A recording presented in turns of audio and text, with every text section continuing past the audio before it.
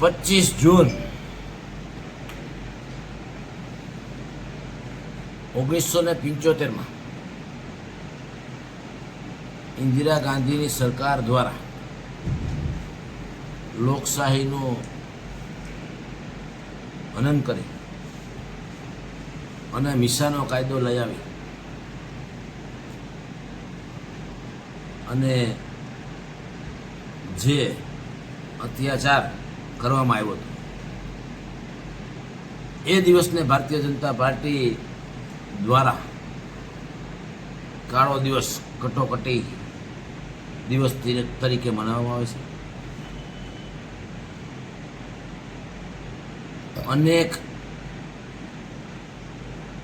લોકોને ભારતીય જનતા પાર્ટીના જનસંઘ ત્યારે જે હતું એ કાર્યકર્તાઓને મિસાના કાયદા નીચે જેલમાં પૂરી દેવામાં આવ્યા. મિસાના કાયદામાં કોઈ કલમની પણ જોગવાઈ નહોતી. પૂરી દીધા છે તો કયા કલમ નીચે, કયા કાયદા હેઠળ કાંઈ ખબર નથી. પૂરી દીધા હતા, ક્યારે છૂટશે એ કોઈને કલ્પના છે. પરંતુ આઝાદી માટે અને દેશ માટે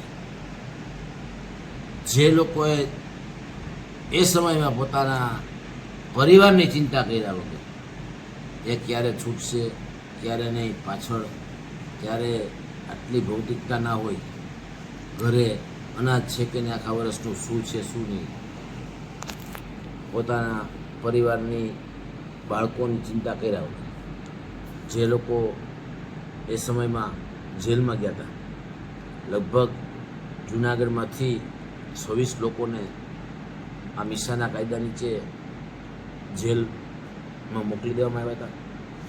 એ પૈકી આજે આપણી વચ્ચે હજી 6 મિસાવાસીઓ જૂનાગઢમાં હયાત છે.